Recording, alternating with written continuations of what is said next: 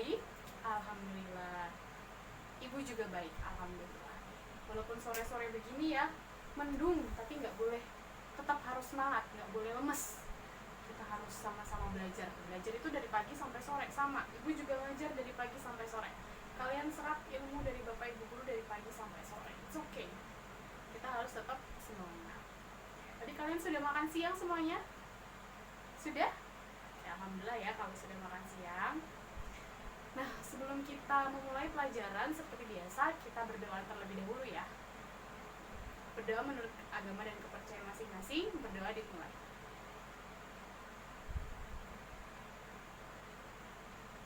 Berdoa selesai. Hari ini apakah ada yang tidak hadir? Hadir semua? Alhamdulillah kalau hadir semua. Berarti semuanya sehat ya hari ini? Alhamdulillah sehat Ibu.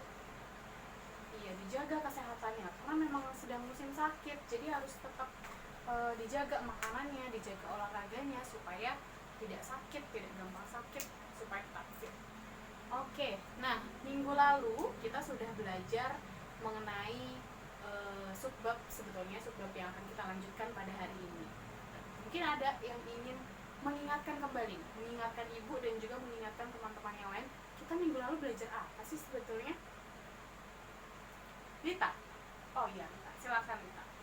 Minggu lalu kita belajar alat peredaran darah, Bu, yang terdiri dari jantung, pembuluh, dan darah.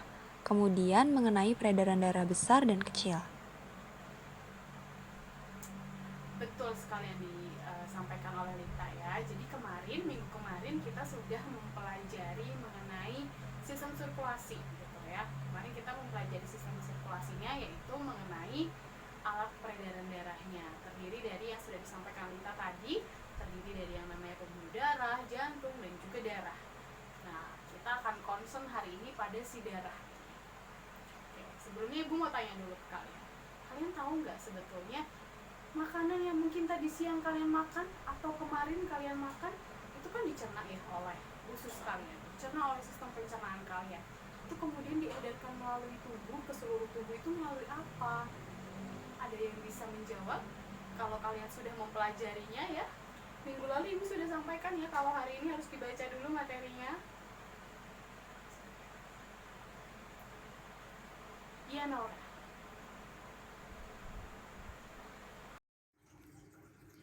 Nutrisi yang diserap oleh tubuh dialirkan oleh darah Ibu. Lalu tidak hanya nutrisi tetapi juga oksigen dan juga karbon dioksida. Oke, betul ya yang disampaikan oleh Naura. Jadi yang namanya pencernaan kita setelah kita cerna kemudian nanti akan diserap ya oleh usus gitu ya, oleh jaringan yang ada pada usus, kemudian nanti akan diedarkan ke seluruh tubuh melalui apa? Melalui darah. Jadi darahnya nanti akan mengantarkan ke seluruh tubuh kita. Nah, Ibu mau tanya lagi. Kira-kira kalian semua sudah tahu belum golongan darah kalian apa? Sudah tahu? Ada yang belum tahu? Belum pernah cek? Iya, nggak apa-apa, nanti dicek ya dia tahu. Kemudian kalau kalian sendiri sudah pernah ada yang transfusi darah? Sudah? Ada yang belum ya pasti. Iya, tuh dilakukan. Kalau misalkan kalian masih sehat, fit ya badannya, ditransfusikan tidak apa-apa gitu. Itu kan sebuah amalan ya anak-anak. Betul. Nah, kalian suka memperhatikan nggak nih untuk yang sudah pernah transfusi? Kalian pernah memperhatikan tidak? Kalau yang namanya transfusi, ketika kita diambil darahnya, setiap orang itu pasti kantung darahnya berbeda. Iya nggak? Iya beda. Kenapa beda? Iya Novel. Kenapa beda Novel? Karena golongan darah tiap orang beda-beda. Iya betul. Nah itu kaitannya adalah dengan golongan darah tadi. Golongan darah kita dengan golongan darah orang lain itu pasti beda. Jadi tidak boleh dicampur. Ya, kemudian mungkin nanti kita punya suatu penyakit gitu ya. Nah itu juga tidak boleh. Sebetulnya nanti ketika kita sudah transfusi gitu ya, diambil darahnya sebagai seorang pendonor, darahnya itu sebetulnya tidak langsung ditransfusikan, tidak langsung didistribusikan ke resipien gitu. Tapi nanti harus melalui syarat-syaratnya dulu. Apakah darah kita layak atau tidak, seperti itu. Nah, oke, kalau kita jadi ngomongin transfusi darah, kita jauh banget ya sudah ngomongin transfusi darah.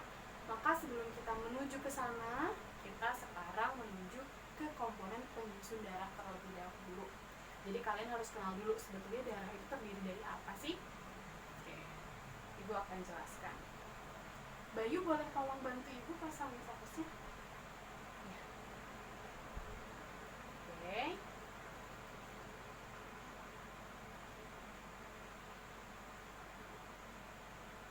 Oke, sudah tampak ya? Sudah? Sudah terlihat. Oke, makasih semuanya. Terima kasih ya Bayu. Nah, oke, pada hari ini kita akan mempelajari mengenai komponen penyusun darah, kemudian kita akan mempelajari mengenai penggolongan darah, kemudian terlewat tadi mekanisme pembekuan darah dan juga transfusi darah. Nah, itu yang akan kita pelajari hari ini. Melanjutkan pembelajaran yang minggu lalu. Minggu lalu sudah mempelajari tentang peredaran darah, sekarang kita fokuskan ke bagian darah. Oke, next slide. Nah, darah. Sebetulnya apa sih fungsi darah? Jadi fungsi darah itu seperti yang tadi sudah disampaikan di awal ya. Nah, itu adalah untuk mentransportasikan, untuk membantu menyalurkan apa? Oksigen, karbon dioksida, sari-sari makanan untuk ke seluruh tubuh. Nantinya akan digunakan tubuh untuk metabolisme dan lain sebagainya. Begitu pula dengan hormon. Hormon juga diantarkan oleh darah. Darah kita itu sebetulnya walaupun warnanya merah saja, itu sebetulnya banyak komponen di dalamnya.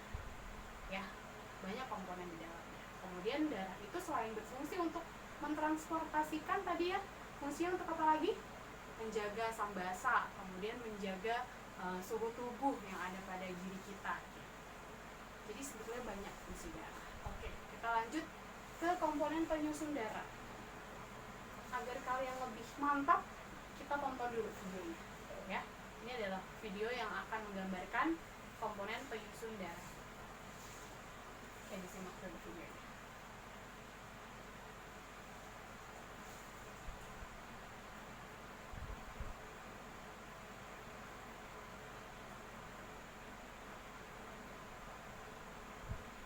Oke, terlihat ya anak-anak tadi kalau misalnya video tadi menampilkan yang namanya komponen penyusun darah. Tadi darahnya itu ya, yang ada pada diri kita itu terdiri dari beberapa komponen. Ada tadi sel darah merah, kemudian ada yang namanya sel darah putih, ada yang namanya trombosit, dan juga tadi yang terakhir ada yang warnanya kuning-kuning. Itu apa? Plasma darah. Iya, plasma darah, cairan ya. Itu adalah cairan darah. Untuk memperjelas komponen penyusun darah, kita akan menjabarkannya satu persatu dimulai dari plasma darah terlebih dahulu.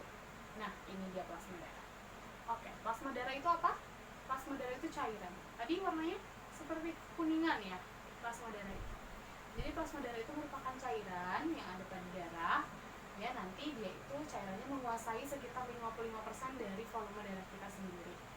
Di plasma darah itu terdapat beberapa komponen lagi. Ada airnya, kemudian ada garam mineral, kemudian ada bahan organik lainnya, kemudian ada yang namanya protein. Nah, protein dalam plasma itu setidaknya ada 3. Ada albumin, fibrinogen, satu lagi apa?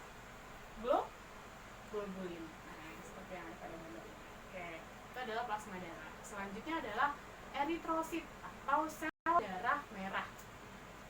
Nah, sel darah merah ini adalah sel darah merah. Kita lihat dari bentuknya. Wah, bentuknya bulat, warnanya merah, gitu ya. Kalau kita lihat tidak punya inti, kemudian juga bentuknya adalah bikonkav. Bikonkav itu bulat, kemudian agak cekung, gitu namanya bikonkav ya. Kemudian fungsinya untuk apa, Bu? Fungsinya adalah untuk mengikat CO2 dan juga O2 dan juga nantinya dibawa oleh darah itu, oleh eritrosit ya, ke bagian-bagian tubuh kita. Gitu. Mengedarkan oksigen ke seluruh tubuh, kemudian membawa karbon dioksidanya untuk dibawa ditukar. Ya, ditukar di jantung, ditukar di paru-paru gitu. Seperti itu kira-kira. Nah, kemudian kita lihat lagi sel darah merah itu ya ada banyak ya jumlahnya, karena memang jumlahnya ada banyak di dalam tubuh kita. Oke, tadi sudah bicara tentang sel darah merah yang jumlahnya ada banyak sekali. Selanjutnya kita akan menuju ke satu lagi temannya sel darah merah. Kalau ada merah, ada si putih. Nah, betul. Nah, kalau misalnya tadi sel darah merah berarti warnanya merah, terus kalau sel darah putih warnanya putih aja. Begitu? Oke, kita akan kupas satu persatu. Kita pahami dulu sebetulnya leukosit itu apa sih, Ibu? Leukosit itu merupakan sel darah yang nantinya memiliki fungsi Untuk apa? Bisa membunuh kuman sebagai antibodi ya, bisa berfagositosis, bisa menelan benda asing, itu istilah dari fagositosis. Nah, kemudian terdiri dari beberapa macam. Setidaknya kita bagi dulu dari 2 macam. Ada yang namanya granulosit dan juga ada yang namanya agranulosit. Kalau granulosit itu berarti leukositnya punya yang namanya granula. Granula itu merupakan butiran-butiran. Tapi kalau yang agranulosit berarti tidak punya, ya, tidak punya butiran-butiran atau tidak punya granula. Kita bahas satu dulu nih, yang granulosit. Yang granulosit, leukosit yang jenisnya granulosit itu terdiri dari 3. Ada neutrofil, ada eosinofil dan juga ada basofil. Kita lihat dulu yang pertama di sini ada neutrofil. Nah, neutrofil kita lihat di sini, kita perhatikan gambarnya. Di gambarnya neutrofil ini terdiri dari beberapa lobus. Sebetulnya ini kan gambarnya ada 3 lobus ya. Itu sebetulnya bisa terdiri dari 2 sampai 5 lobus. Kemudian kalau kita lihat butiran-butiran granulanya itu warnanya cenderung ke netral. Kemudian fungsinya untuk apa, Bu? Fungsinya bisa untuk mengatasi ketika kita terkena mikroba gitu. Mereka akan bekerja ketika kita tubuhnya terkena bakteri dan lain sebagainya. Itu nanti si neutrofilnya akan bergerak seperti itu. Kemudian sebelahnya lagi kita lihat ada yang namanya eosinofil. Kita perhatikan keduanya. Bedanya di mana? Terlihat jelas bedanya? Bedanya ada di warna granulanya, kemudian ada di jumlah lobusnya juga ya. Betul, sebetulnya ukurannya juga berbeda. Cuma secara kasat mata ketika kita lihat karakteristik dari morfologinya, yang tampak adalah eosinofil ini punya 2 lobus. 2 lobus, kemudian granulositnya atau granulanya ya, butiran-butirannya itu warnanya adalah kemerahan. Nah, seperti itu. Nah, kemudian fungsinya apa, Ibu? Nah, fungsi dari eosinofil itu bisa memfagositosis protozoa, kemudian bisa memfagositosis yang namanya cacing dan pokoknya infektan-infektan yang masuk ke dalam tubuh kita, seperti itu. Kira-kira seperti itu. Nah, kemudian fungsi utamanya lagi yang menjadi unik dari eosinofil itu adalah dia akan membantu kita saat kita mengalami radang pada tubuh. Misalnya kita radang tenggorokan atau radang segala macam radang gitu yang ada di tubuh kita, nanti eosinofil ini yang jumlahnya tadi sedikit ya, itu akan mendadak banyak. Kenapa banyak? Karena mereka membantu untuk menekan radang atau inflamasi yang ada di tubuh kita, sehingga tubuh kita radangnya itu cepat sembuh. Itu karena ada si eosinofil ini gitu. Oke, nah tadi kita sudah ya yang 2 tadi, ada neutrofil dan juga ada eosinofil. Nah, sekarang yang ketiga, granulosit. Yang ketiga adalah basofil. Seperti biasa, kita lihat dulu bentuk morfologinya seperti pada gambar. Nah, kalau kita lihat warnanya ya, warnanya tadi kalau neutrofil agak netral, kemudian kalau eosinofil warnanya itu cenderung kemerahan, kalau basofil granulanya cenderung warna kebiru-biruan. Nah, kemudian kita lihat lagi jumlahnya dalam sel darah putih itu sebetulnya berapa. Nah, ini jumlahnya hanya sedikit, hanya 0-1% saja dari total seluruh sel darah putih. Nah, seperti itu kira-kira. Oke, nah kemudian yang spesial dari basofil itu ya, apa yang spesial? Punya yang namanya histamin dan juga heparin. Baik, nah selanjutnya adalah leukosit yang tidak punya granula atau agranulosit.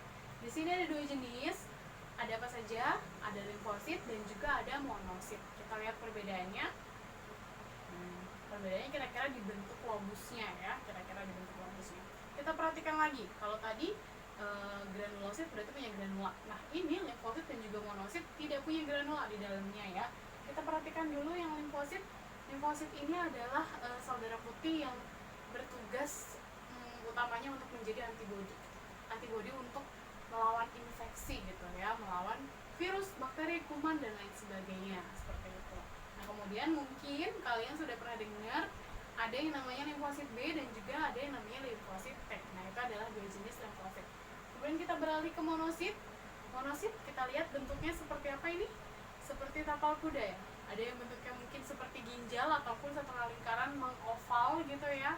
Nah, kira-kira bentuk monosit seperti itu. Dan jumlah dari monosit ini memang lebih sedikit dibandingkan kita lihat dari jumlahnya limfosit yang sekitar 30-40%. Oke, nah monosit ini yang spesial adalah dia bisa untuk berubah menjadi apa ibu? Berubah menjadi makrofag.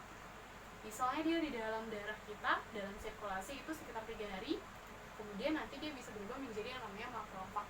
Begitu. Gimana untuk sel darah putih sudah bisa dipahami, bisa dilanjut ya. Oke, nah selanjutnya yang terakhir dari komponen penyusun darah adalah keping darah atau trombosit. Mungkin kalian sudah pernah dengar ya, kalau misalnya kena DBD gitu, katanya trombositnya turun gitu. Pernah dengar ya seperti itu? Iya, pernah pasti. Nah, ini adalah keping darah atau trombosit. Nah, kita lihat bentuknya. Bentuk dari trombosit itu tidak beraturan, tidak punya inti juga.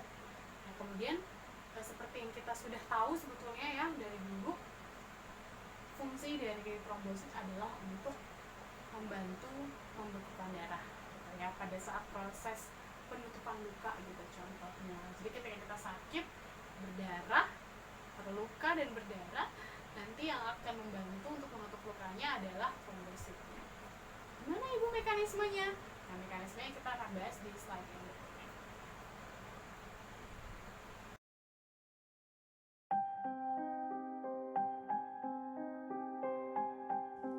Blood coagulation.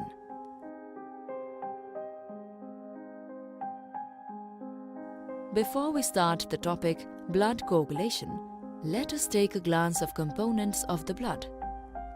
Red blood cells, white blood cells, and platelets collectively constitute 45% of blood. Rest 55% of blood contains plasma. Fibrinogens are needed for clotting or coagulation of blood. Our body contains a natural process to stop bleeding from minor cuts in a matter of several minutes. When a small artery is cut, the collagen fibers in its tissue are exposed, which signals the clotting process to begin. As platelets begin to adhere to the cut edges, they release chemicals to attract even more platelets. Eventually, a platelet plug is formed and the external bleeding stops. Platelets attach to fibrinogen. The immobilized fibrinogen attracts the factor of blood coagulation. The factors of blood coagulation transform the fibrinogen in polymers of fibrin.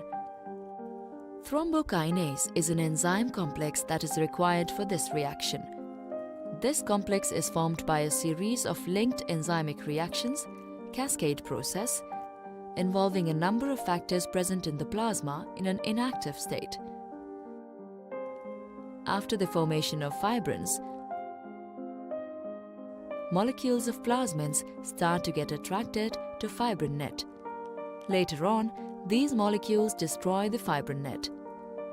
The fibrinolytic degradation products are phagocyted by macrophages and eosinophils, and the normal blood flow is restored.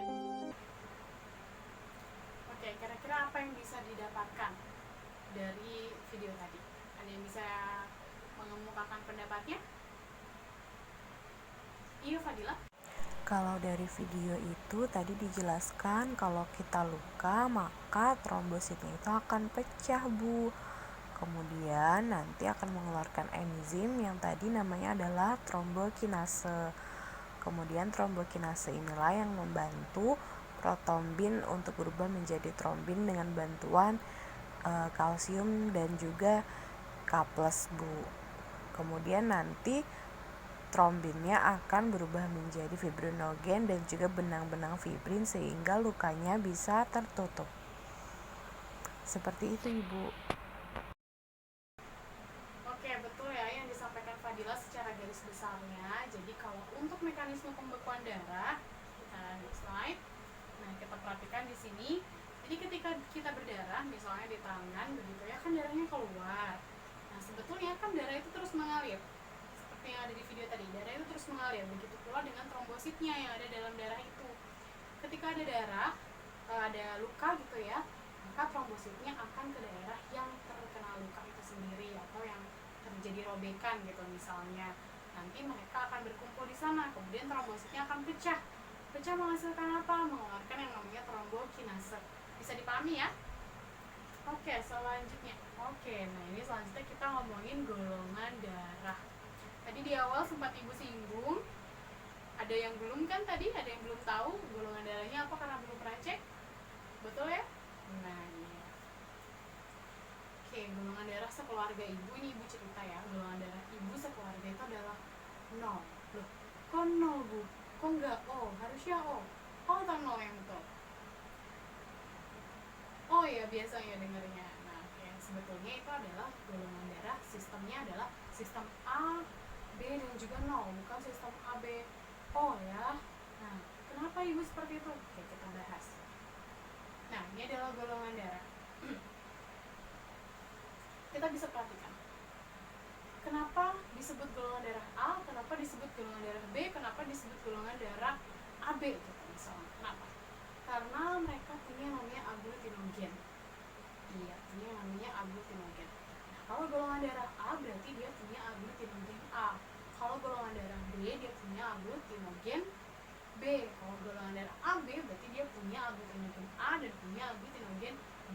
Tapi golongan darah O yang kalian sebut O ya, itu tidak punya aglutinogen. Makanya disebutnya sebetulnya adalah golongan darah 0. Karena apa? Karena tidak punya aglutinogen A ataupun tidak punya aglutinogen B. Nah, seperti itu. Nah, selain itu sebetulnya selain punya aglutinogen yang namanya darah itu ya, itu pasti punya namanya aglutinin. Pada golongan darah A itu punya namanya aglutinin beta. Nah, kalau misalnya yang B berarti aglutinin alfa. Nah, sedangkan yang AB itu tidak punya aglutinin AB ataupun beta. Sedangkan kalau golongan darah 0 itu punya aglutinin alfa maupun punya aglutinin yang beta. Kira-kira seperti itu. Nah, ini hubungannya nanti adalah dengan transfusi darah.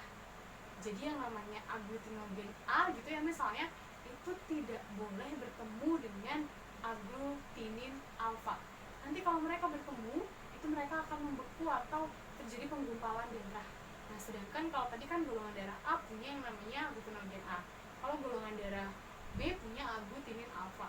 Ketika mereka bersatu nih antara misalnya seseorang dengan golongan darah A gitu ya, ditransfusikan ke B, maka bisa terjadi yang namanya penggumpalan darah. Nah, itu akan berbahaya. Kira-kira seperti itu.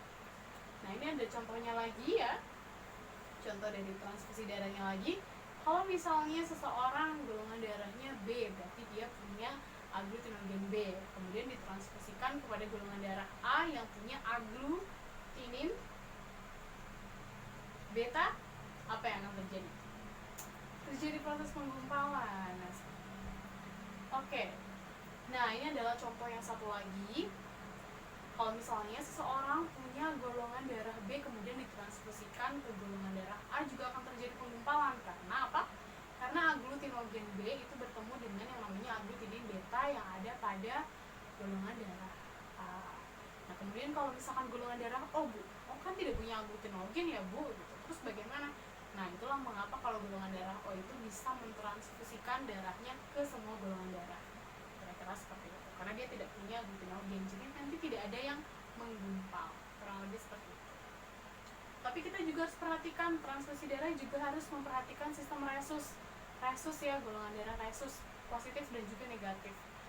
Kalau misalnya positif ketemu dengan yang namanya negatif gitu ya, resus positif dan resus negatif, itu nanti akan menjadi penggumpalan darah gitu. Jadi tidak boleh. Tapi kebanyakan dari orang Indonesia gitu ya, kita resusnya adalah resus positif. Nah, demikianlah penjelasan Ibu tadi mengenai konsep penyusun darah, kemudian mekanisme pembekuan darah, kemudian tadi yang lainnya lagi ada golongan dan transfusi darah. Kira-kira ada yang mau ditanyakan dulu atau tidak? Any questions? Iya, Fadila mau tanya apa? Bu, saya mau tanya perbedaan limfosit B dan T itu apa ya, Bu? Oke, tadi Fadila tanya ya tentang limfosit B dan T itu bedanya apa. Nah, coba kalian semua nanti cari di buku dan juga literatur bebas dari mana saja untuk menjawab pertanyaan Fadila. Sambil kalian mencari dan menjawab, seperti biasa, Ibu sudah mengirimkan LKPD kepada Novel ya, kepala kelas. Sudah dibagikan ke teman-temannya semua? Sudah? bisa dikerjakan secara berkelompok, kelompoknya seperti yang minggu lalu saja. Ya, betul, dan kemudian tugasnya dikirimkan melalui email ke ibu. Nah, tapi untuk beberapa soalnya akan kita bahas sekarang selama beberapa menit kalian diskusi ya. Paham ya? Oke, selamat mengerjakan. Sudah selesai semua? Sudah? Oke, nanti segera dikumpulkan ke email ibu ya.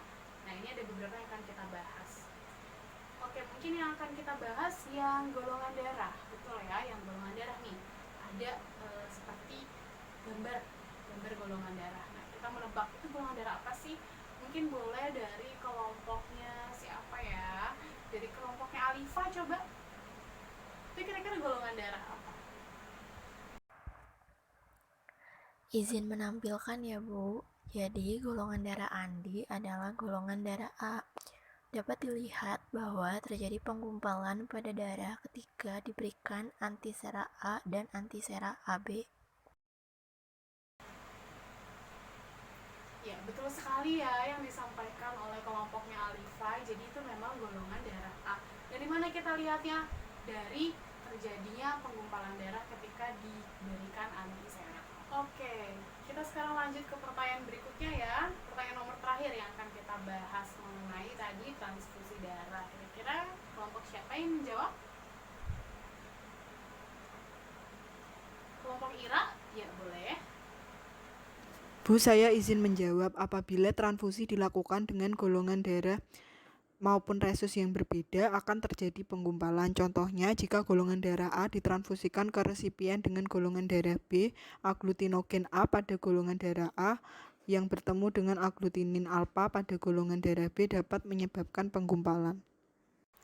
Bu, saya juga dari kelompok Ira. Saya juga ingin menjawab Ibu mengenai pertanyaan Fadila tadi tentang limfosit T dan juga B. Nah, menurut saya, kalau limfosit T itu terlibat dalam sistem imunitas yang dimediasi oleh sel. Nah, kalau misalnya limfosit B itu dimediasi oleh antibodi. Kemudian bisa juga Ibu untuk dilihat dari lokasi pematangannya. Kalau limfosit T itu di daerah timus, sedangkan kalau limfosit B itu pematangannya di sumsum tulang. Seperti itu Ibu kurang lebih jawaban untuk pertanyaan Fadila. Terima kasih.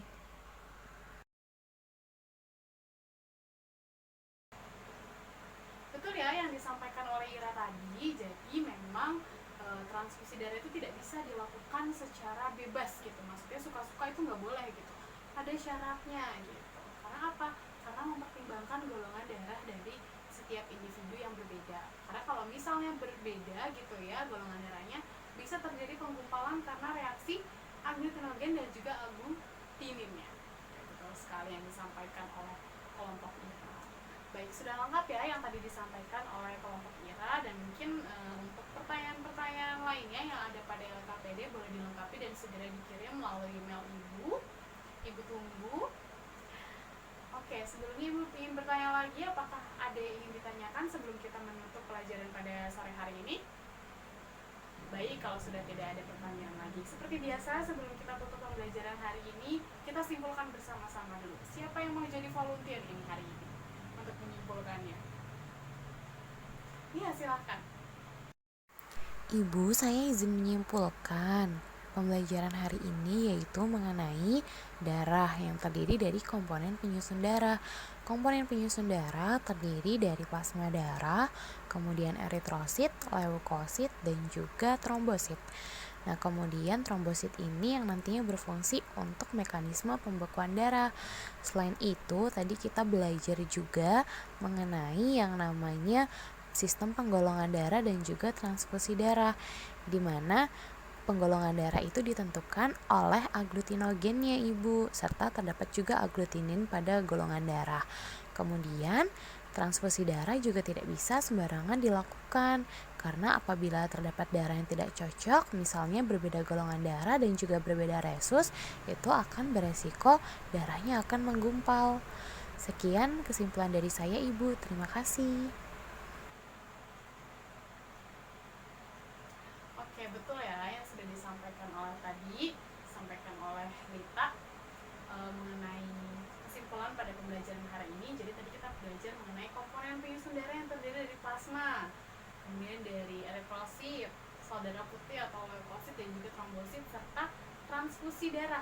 Kaitannya dengan penggolongan darah, kalau kita tidak bisa sembarangan transfusi darah ya, karena kalau misalnya golongan darahnya beda nanti ada reaksi dari aglutinogen dan juga agglutinin, kemudian bisa terjadi yang namanya pembekuan darah atau penggumpalan darah. Kemudian tadi sudah juga dipelajari ya mengenai mekanisme pembekuan darah. Oke, baik, terima kasih untuk hari ini sudah mendengarkan dengan baik, semuanya ikut aktif dalam pembelajaran. Sudah menunjukkan pukul 4 sore, kalian semua sudah terlihat capek sekali, wajah-wajah ingin pulang ya sepertinya. Oke, mungkin bisa kita akhiri pembelajaran hari ini. Semoga kalian semua bisa menyerap ilmunya dengan baik. Jangan lupa, seperti biasa, untuk minggu depan dibaca dulu tentang gangguan sistem sirkulasi, sehingga saat diskusi lebih lancar lagi diskusinya dan juga lebih enak karena kalian punya bahan diskusi. Oke, mungkin sekian dari Ibu. Semoga pembelajaran hari ini bisa bermanfaat untuk kalian semua, bisa bermanfaat juga untuk Ibu, semua terserap ilmunya dengan baik. Kalau sudah tidak ada pertanyaan lagi untuk hari ini, terima kasih. Wassalamualaikum warahmatullahi wabarakatuh. Hati-hati di jalan.